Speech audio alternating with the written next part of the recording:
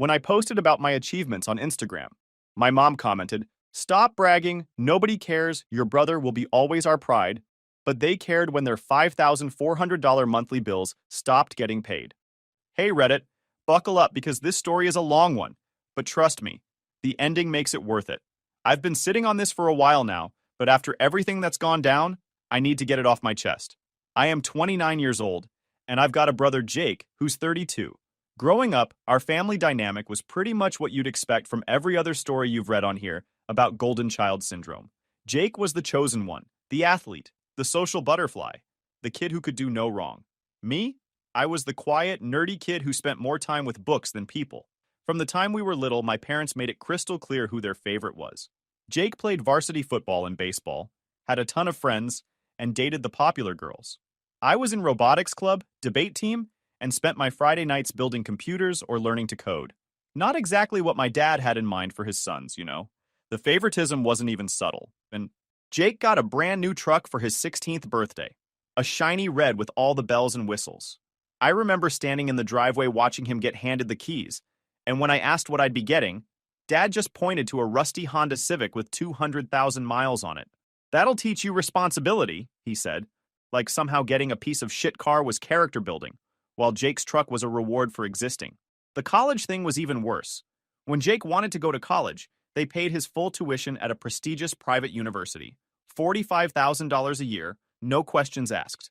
They bought him a laptop, paid for his dorm, gave him a credit card for emergencies, and made sure he had spending money for social activities. When I got accepted to an equally good school with a partial scholarship that would have cut the costs in half, they told me I'd have to figure out the rest myself, because Jake's education was more important for his future, and computer science isn't a real career anyway. I worked my ass off through college. I'm talking 30 hours a week at various jobs, campus IT support, weekend shifts at Best Buy, tutoring other students, even delivering pizzas until 2 a.m. on weeknights. I maintained a 3.8 GPA in computer science while living on ramen noodles, generic cereal, and whatever free food I could scrounge from campus events.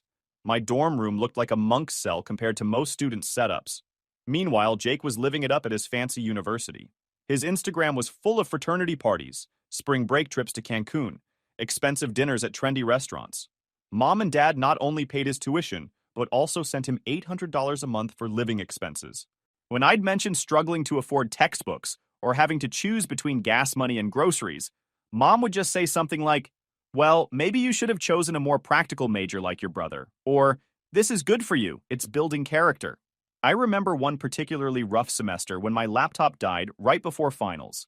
I had 3 major programming projects due and no way to complete them. I called home asking if they could help me get a replacement. Nothing fancy, just something that could run the software I needed. Dad's response was that I should have been more careful with my things, and maybe this would teach me to save money better. That same week, I saw on Facebook that they'd bought Jake a new MacBook Pro, because his was running a little slow. Jake barely scraped by with a 2.7 GPA, and I'm being generous with that number. I later found out from one of his fraternity brothers that he'd actually failed 2 classes senior year and had to do summer school just to graduate. But at his graduation ceremony, you'd have thought he'd just won a Nobel Prize. My parents threw him this massive party at the local country club, invited about 100 people, had it catered, the works. There was a slideshow of his achievements, which mostly consisted of photos from parties, and one picture of him in his cap and gown. When I graduated summa cum laude with a 3.91 GPA and departmental honors, I got a card in the mail with $50 in it and a text saying, "Congrats, proud of you." That was it. No party, no celebration, not even a phone call. I found out later that they'd scheduled Jake's wisdom teeth removal for my graduation day, and spent the weekend taking care of him instead of attending my ceremony. When I called to ask why nobody showed up, Mom said, "Well, you didn't really need us there. You're so independent." But Jake really needed us right now. After college, Jake bounced around different sales jobs like a pinball. His first job was at a luxury car dealership, where he lasted 4 months before getting fired for spending more time taking selfies with the cars than actually selling them. Then it was insurance sales, where he made it 6 months before they caught him lying to clients about policy details. After that came a stint selling gym memberships, followed by a brief period hawking timeshares over the phone. Each time he got fired, Mom and Dad had excuses ready. "He's just figuring himself out," or "those companies didn't appreciate his potential," or my personal favorite, He's too honest for sales. These companies want people who will lie to customers. Meanwhile, I landed a junior developer position at a promising tech startup right out of college and kept my head down, learning everything I could from senior engineers and taking on whatever projects they'd give me. Here's where it gets interesting, though. While Jake was busy being the family golden boy and failing at life, I was quietly building something. That startup I joined, it was acquired by a major tech company 3 years later, and my stock options made me a pretty decent chunk of change. Not life-changing money, but enough to put a down payment on a house and have some breathing room. Instead of celebrating my success, my parents were more concerned about Jake's latest career crisis. He'd been fired from the timeshare gig after 3 months for what his manager called chronic tardiness and unprofessional attitude toward clients. By this point, he was living back at home at 25, sleeping in his childhood bedroom that still had his high school football trophies on the shelves. He'd wake up around noon, play video games until dinner, then go out with whatever friends would still put up with his constant complaining about how unfair life was. But when I bought my first house, a modest 3-bedroom place in a decent neighborhood that I'd saved for 2 years to afford, the only comment I got was Mom saying, "Must be nice to not have any real responsibilities." Some of us have to worry about more than just ourselves. The irony of her saying this about her son, who was supporting himself while her other son played Xbox all day, apparently didn't register. That's when I made a decision that would change everything, though I didn't know it at the time. My parents were struggling financially. Dad had been laid off from his manufacturing job a few years earlier and was working part-time at Home Depot. Mom worked as a receptionist at a dental office. They were having trouble making their mortgage payments and keeping up with bills. Jake, being the unemployed golden child living at home, wasn't contributing anything. So guess who they came to for help? That's right, the disappointment son who apparently had no real responsibilities. They didn't ask directly at first, because that would have required acknowledging that their golden child was a complete failure who couldn't support himself, let alone contribute to the household. Instead, it started with casual mentions about how tight money was, how the mortgage payment was getting harder to manage, how they might have to sell the house they'd lived in for 20 years. Dad would make comments about how his part-time wages at Home Depot barely covered groceries, and Mom would sigh dramatically about choosing between paying the electric bill and filling up her car. The guilt trips were masterfully orchestrated. They'd call me just to chat, then work in some comment about skipping dinner to save money, or how they couldn't afford to fix Dad's truck when it broke down. They'd mention how embarrassed they were to have Jake living at home at his age, but they couldn't exactly kick out their unemployed son, could they? Eventually, after months of this psychological warfare, Mom straight up asked if I could help with some bills, just until Jake gets back on his feet and can contribute to the household again. I probably should have said no right then, but I actually felt bad for them. Despite everything, they were my parents, and I didn't want to see them lose their house. So I started paying their mortgage, $2,100 a month. Then it was the car payments when Dad's truck and Mom's sedan were about to get repossessed. Another $800 total. Then utilities, insurance, groceries, and before I knew it, I was covering about $5,400 in their monthly expenses. The kicker? They never once said thank you. Not once in 3 years. The money just disappeared from my account every month like some kind of automatic tax on being the responsible son. It was treated as an obligation, like I owed them for the privilege of being born second to their favorite child. When I'd make a comment about needing to work extra hours to cover their bills, Mom would actually get annoyed, like I was complaining about some minor inconvenience rather than supporting 3 grown adults.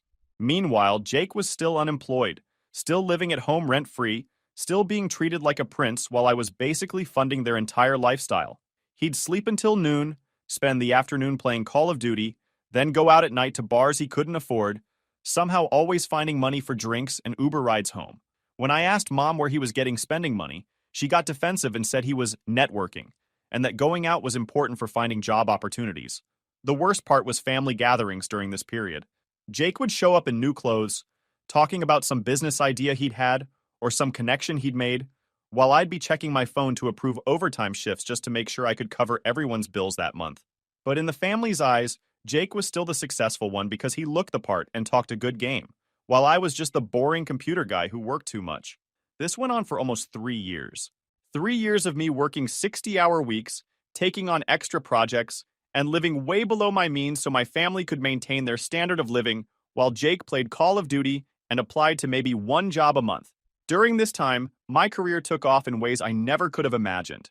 The startup environment was perfect for someone willing to work hard and learn fast. I went from fixing bugs to building entire features, then leading small projects, then managing other developers. When the company got acquired by a major tech corporation, my stock options were suddenly worth serious money. Not just house down payment money, but enough to completely change my financial situation.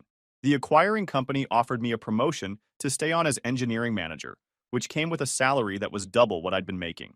I also started doing freelance consulting on weekends, building mobile apps for small businesses who needed custom solutions. Every project taught me something new and expanded my professional network. Then I got into cryptocurrency early, back when Bitcoin was still under $1,000, and most people thought it was a scam. By the time I turned 28, I was doing pretty damn well for myself. Six-figure salary, healthy investment portfolio, nice house that I'd already paid down significantly, and I was finally getting recognized in my field. Tech blogs started featuring my projects. I was invited to speak at developer conferences, and industry publications began quoting me as an expert in mobile development. For the first time in my life, I felt like I was getting the recognition I deserved, just not from the people I'd spent my whole life trying to impress. Throughout all of this, my family's attitude toward me never changed. I was still the weird computer nerd who got lucky. Jake was still the golden child, even though he'd managed to get fired from a car dealership job after 6 months because he kept showing up hungover. Last month, I hit a major milestone in my career. The app I'd been developing in my spare time got acquired by a Fortune 500 company for $2.3 million. It was a huge deal for me, the culmination of 2 years of nights and weekends, and honestly, validation that I knew what I was doing. I was proud as hell, so I posted about it on Instagram. Nothing crazy, just a professional photo of me signing the contracts with a caption about being grateful for the opportunity and how hard work pays off. The kind of post any normal person would be happy to see from their family member. Within an hour, my post had dozens of likes and congratulatory comments from friends, colleagues, and even some distant relatives. People were genuinely excited for me, sharing their own stories about perseverance and success. It felt good to finally have something to celebrate publicly. Then I saw the comment that changed everything. My mom had commented, "Stop bragging, nobody cares, your brother will always be our pride." I stared at that comment for probably 10 minutes straight. Not only had she publicly humiliated me on what should have been a celebratory post, but she'd done it in front of my professional network, my friends, everyone. The crying, laughing emoji was the cherry on top, like my biggest achievement was some kind of joke to her. The comment had been up for maybe 20 minutes when I started getting private messages from people. Former colleagues asking if everything was okay at home. Friends who knew my family situation just sending supportive messages. Even my old college roommate sent a screenshot asking, "Dude, did your mom really just comment this on your post about selling your app?" I felt humiliated, angry, and honestly just done. 29 years of this shit, and she chose the moment of my biggest professional achievement to remind me that I'd never be Jake in her eyes. The moment I'd worked toward my entire adult life, and she couldn't even pretend to be happy for me. I deleted her comment and blocked her on Instagram, but the damage was done. I knew she'd screenshot it, probably sent it to her sister with some comment about how I was getting too big for my britches. That night, I couldn't sleep. I just kept thinking about that comment, about 3 years of paying their bills, about a lifetime of being second best. The next morning, I made a decision. I logged into my banking app and canceled every automatic payment I had set up for my parents. Mortgage, car payments, insurance, utilities, everything. Then I drafted a text message to my mom. Since I'm apparently just someone who brags and nobody cares about my achievements, I figured you wouldn't want my money either. All financial support ends today. Thanks for the perspective. I sent it and immediately blocked both my parents' numbers. That was 3 weeks ago. And holy shit, the fallout has been spectacular. The first week was quiet. I figured they hadn't realized what happened yet. Or maybe they thought I was just being dramatic and would come crawling back. I went about my business, focused on work, and honestly felt a huge weight lifted off my shoulders. Week 2 is when things got interesting. My cousin Sarah, who I'm pretty close with, called me laughing her ass off. Apparently, my parents had shown up at her house in a panic because their mortgage payment had been returned for insufficient funds. They'd been so used to me paying their bills that they'd never kept track of when things were due or how much their monthly expenses actually were. Mom had apparently told Sarah some story about how I was going through a phase and acting out because Jake got a new job, which, by the way, was news to me. Turns out Jake had finally landed another sales position, his 7th job in 5 years, but was still living at home because he couldn't afford his own place. Quick pause, fellas. YouTube just dropped this new hype feature. If you're hooked on this story, smash that hype button. It tells YouTube this video deserves to blow up, and it keeps even crazier stories coming your way. Thanks so much for your support. All right, back to the drama. Sarah, who's always thought my parents treated me like garbage, apparently told them straight up that they needed to figure their own shit out and maybe try apologizing to me for once. Mom's response was that I was being dramatic and ungrateful. By week 3, the real panic had set in. Their utilities had been shut off, they'd received a foreclosure notice, and both car payments were past due. Dad had swallowed his pride and tried calling me from different numbers, but I'd blocked those too. They'd even tried having Jake reach out, but I'd blocked him years ago after he'd called me a loser for not lending him money for a vacation. That's when they escalated to showing up at my house. I was working from home last Tuesday when I heard my doorbell ring. I looked through the security camera app on my phone and saw both my parents standing on my porch. Dad looked uncomfortable, but Mom had that determined expression she gets when she's about to make someone else's problem into their fault. I didn't answer the door. They rang the bell probably 15 times, then started knocking. I watched through the camera as Mom cupped her hands against my living room window, trying to see inside. She was saying something to Dad, probably about how I was definitely home because my car was in the driveway. After about 20 minutes, they finally left, but not before Mom left a handwritten note under my doormat. I waited an hour before going out to get it, just to make sure they were really gone. The note was exactly what you'd expect, a guilt trip masterpiece about how I was destroying the family and how they sacrificed everything to raise me and Jake, how they were disappointed in the man I'd become, and how I was abandoning them in their time of need. No apology for the Instagram comment, no acknowledgement of the 3 years of financial support I'd provided. Nothing. The best part was the ending. Your brother would never treat us this way. We're proud of the man Jake has become, and we know he'll help us through this difficult time you've created. I took a picture of the note and posted it to my Instagram story with the caption, "The family that takes you for granted for 3 years, then shows up at your door when the money stops." I didn't tag anyone or provide context, but the people who mattered would understand. Within hours, I had dozens of messages from friends and colleagues who'd seen both the original Instagram post and my mom's comment before I deleted it. Turns out several people had screenshot her comment because they couldn't believe someone would actually post something like that about their own kid's success. The story went kind of viral in my professional network.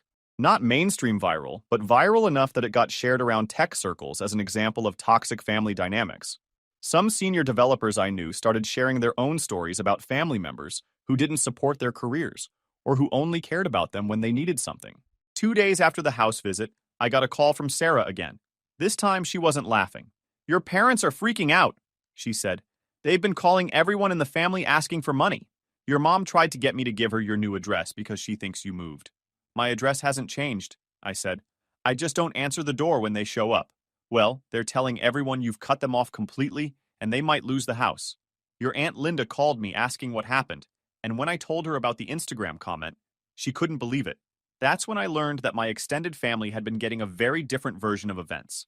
According to my parents, I'd suddenly and cruelly cut off financial support for no reason and was refusing to help family.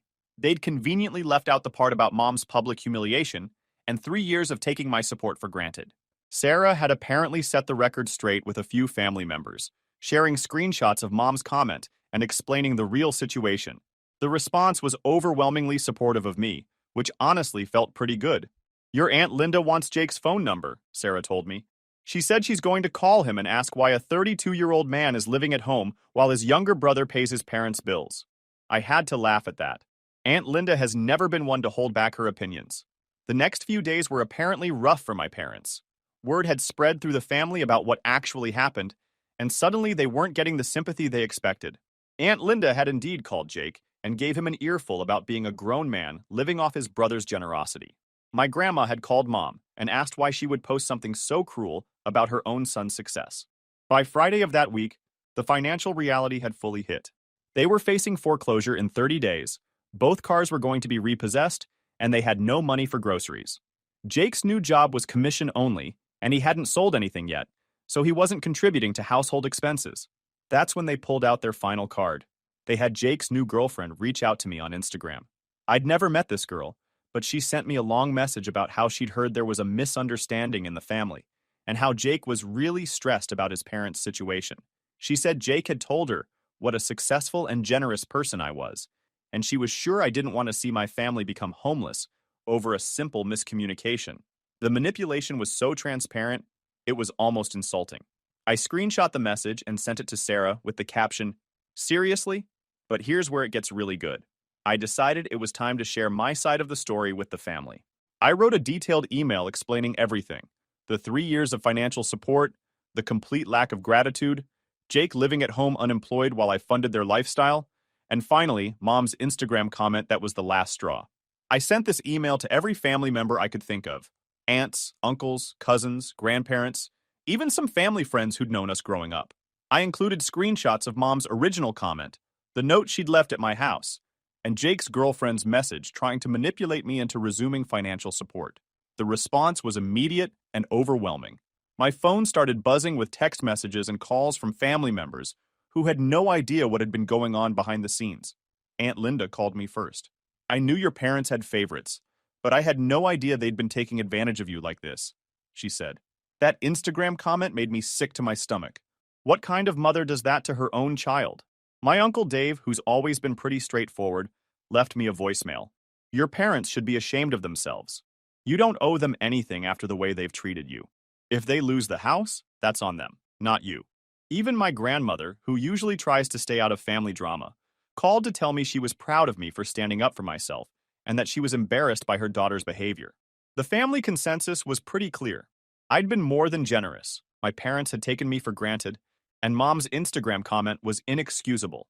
Several family members mentioned that they'd always noticed the favoritism toward Jake, but hadn't realized how bad it was or how it had continued into adulthood. That weekend, my parents made one final attempt. They showed up at my house again, this time with Jake in tow. I watched through my security camera as the three of them stood on my porch. Mom looked like she'd been crying.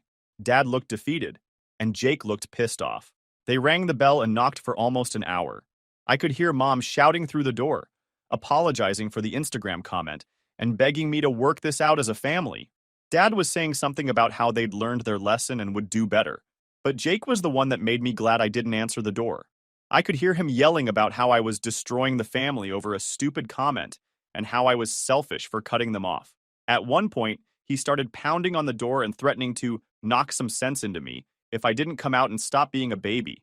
I had my security system recording everything, and honestly, Jake's aggressive behavior just confirmed that I'd made the right decision. These weren't people who respected me or saw me as an equal. They saw me as an ATM who had the audacity to malfunction. After they finally left, I sent another message to the family group, this time with audio clips of Jake threatening me at my own front door. The response was even more supportive than before. Several family members reached out to say they'd told my parents to leave me alone and that they were embarrassed by Jake's behavior. It's been 2 weeks since then, and the consequences have been exactly what you'd expect. My parents received their official foreclosure notice. Both cars have been repossessed. They've had to swallow their pride and ask Jake's girlfriend if they can move in with her temporarily, since Jake can't afford his own place and none of their other family members are willing to take them in after learning how they treated me. The best part? Jake's girlfriend said no. Turns out she's not as invested in this family drama as Jake thought she'd be. She told him that if he wanted her to consider letting them stay, he needed to get his act together, get his own place, and prove he could support himself before taking on his parents as dependents. So now Jake is scrambling to find somewhere for all three of them to live, while still being unemployed and having no money for deposits or first month's rent. Several family members have told them they could probably stay temporarily if they sincerely apologized to me and tried to make things right, but my parents refuse to admit they did anything wrong. According to Sarah, Mom is still telling people that I overreacted to a harmless comment and that I'm punishing the whole family because I'm jealous of Jake. She's apparently convinced that I'll eventually come around and resume financial support because family is family. She's wrong. Last week, I did something I probably should have done years ago. I used some of the money from selling my app to put a down payment on a vacation house in Colorado. Not because I needed it, but because I wanted to do something nice for myself with money that I wasn't giving to people who didn't appreciate it. I posted about it on Instagram, of course. Professional photos of the mountain views, the modern kitchen, the hot tub on the deck, the works. The caption was simple: grateful for the freedom to invest in experiences and places that bring joy. Here's to surrounding yourself with people who celebrate your success instead of resenting it. The post got hundreds of likes and dozens of congratulatory comments. Friends, colleagues, Even some family members who'd been following the drama were excited for me. It felt good to share something positive and be genuinely supported by the people who mattered. I know my parents saw the post because Sarah told me mom called her crying, asking how I could throw money away on a vacation house when family was struggling. The irony wasn't lost on anyone. 3 days ago, I got an unexpected call from Jake's girlfriend. Not a message through Instagram this time, but an actual phone call. I almost didn't answer, but curiosity got the better of me. "I owe you an apology," she said right off the bat. "I had no idea what the real situation was when I messaged you before. Jake told me you'd cut your parents off for no reason, and I believed him. Turns out she'd done some digging after my parents asked to move in with her. She'd talked to other family members, seen the screenshots of mom's Instagram comment, and learned about the 3 years of financial support I'd provided. She'd also gotten to witness firsthand how Jake acted when he was stressed and couldn't mooch off family anymore. He's not who I thought he was," she said. "When I told him I wasn't comfortable with his parents moving in, he threw a complete tantrum, started blaming you for everything and saying horrible things about you. It was really ugly." She told me she'd broken up with Jake the day before and kicked him out of her apartment. Apparently, without the safety net of his parents' house or her place, Jake had nowhere to go and no money to get his own place. "I just wanted you to know that you were right to protect yourself," she said. "Your family treated you terribly, and you don't owe them anything. I'm sorry I tried to guilt you into helping them." It was nice to hear, honestly. This girl had been manipulated just like I had, and it took seeing Jake's true colors firsthand for her to understand what kind of people she was dealing with. Yesterday, I found out where things currently stand through Sarah. My parents are staying at a motel, paying daily rates because they couldn't afford a deposit anywhere. Jake is couch surfing with different friends, but apparently wearing out his welcome quickly because he has no job, no money, and a bad attitude about his situation. They're all still telling people that this is somehow my fault, that I'm vindictive and cruel, that I should help family regardless of how they've treated me. But fewer and fewer people are buying it. The family has largely sided with me, especially after witnessing Jake's behavior and learning about the years of financial support I provided without recognition.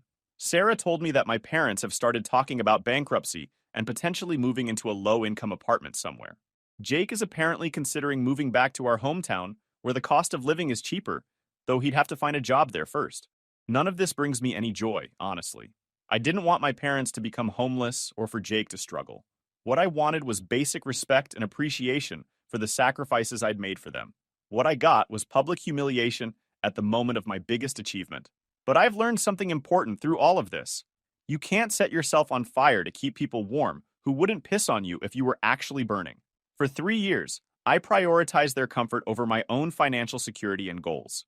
I worked extra hours, took on additional projects, and lived below my means so they could maintain a lifestyle they couldn't afford. And when I finally had something to celebrate, something I'd worked my ass off to achieve, my mother's response was to publicly mock me and remind everyone that I'd never measure up to my unemployed brother. The family members who matter have all been incredibly supportive. They've told me they're proud of what I've accomplished and ashamed of how my parents treated me. They've made it clear that they understand why I cut off financial support and that they think I showed remarkable restraint in not doing it sooner. As for my parents and Jake, I genuinely hope they figure things out. I hope Dad finds stable employment and they can rebuild their financial stability. I hope Jake eventually grows up and learns to support himself. I hope Mom learns that publicly humiliating your children isn't an acceptable way to express whatever issues she has with them. The Instagram comment that started all of this is still burned into my memory. "Stop bragging, nobody cares, your brother will always be our pride." She was right about one thing. She didn't care, but plenty of other people did. My friends, my colleagues, my extended family, and now my new girlfriend all celebrated that achievement with me. And when the $5,400 in monthly support stopped flowing, suddenly they cared a whole lot about me and my success. Funny how that works. The house they're about to lose? I could have bought it outright with what I made from selling my app. The cars that got repossessed? I could have paid them off without blinking. The comfortable lifestyle they'd grown accustomed to? I was funding it while living in a modest house and driving a used car. The last I heard, Mom was still telling people that I'd come around eventually, that family is family, and that I'd realize I was wrong to cut them off. She's convinced that this is just a phase, that I'm acting out, and that eventually I'll resume my role as the family ATM. She's about to learn that some bridges, once burned, can't be rebuilt, and some ATMs, once they stop dispensing cash, stay permanently out of order. They cared when their $5,400 monthly bills stopped getting paid, but it was 3 years too late.